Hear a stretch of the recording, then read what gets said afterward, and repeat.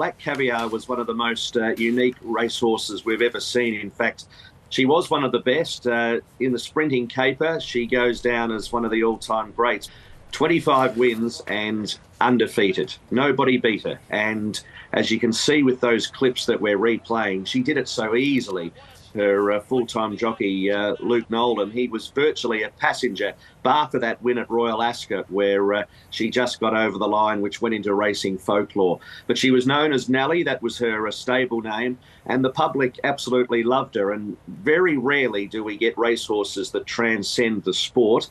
We have thousands of racehorses going around every week in Australia and around the world, but everybody, even if they didn't follow horse racing, knew who Black Caviar was. Yeah, just got goosebumps when you relayed all that information, Matt. But it would have been such a shock. What was your reaction?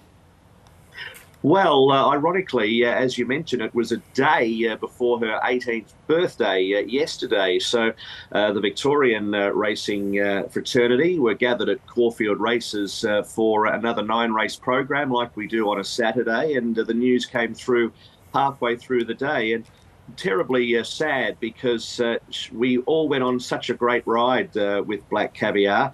Peter Moody, Luke Nolan and the connections, their lives changed forever with Black Caviar, and there she is meeting the Queen. I mean, you couldn't script it, how good Black Caviar was. And it just shows you how a racehorse can bring people together, and that's exactly what she did. There were race meetings such as when she won in South Australia that they've had crowds there at Morfordville that they've never seen again, and probably will never see again, when they all rocked up to see Black Caviar. The same when she won the BTC Cup at Doomben. The crowds were absolutely enormous. So she brought people together, and I think we all were very sad yesterday.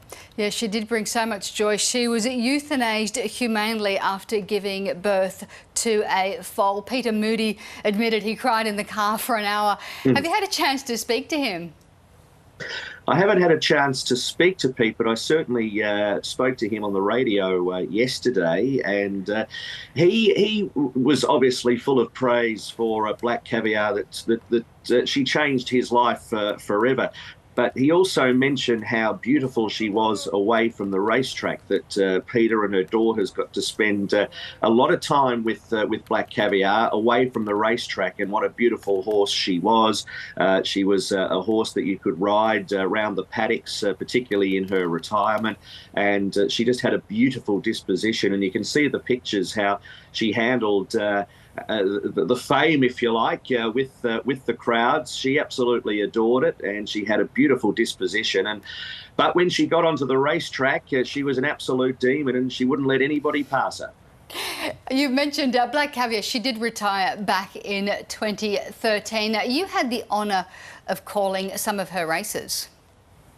Yeah, called her a couple of times at Royal Randwick, winning the TJ Smith Stakes. And it got to a stage with all of the race callers that called Black Caviar as we ran out of superlatives for her, because she was just so good. We never saw the likes of it previously. And Winx came along, of course, but she was beaten earlier in her career. Black Caviar was never beaten, so we never really saw the likes of it. And that's why the public absolutely loved her. She really did play with our imaginations, because the story was just too good. And then to take on the world at Royal Ascot, race in front of the Queen and win, she was just something else. She was really out of this world as a racehorse, and we won't see anything like her again.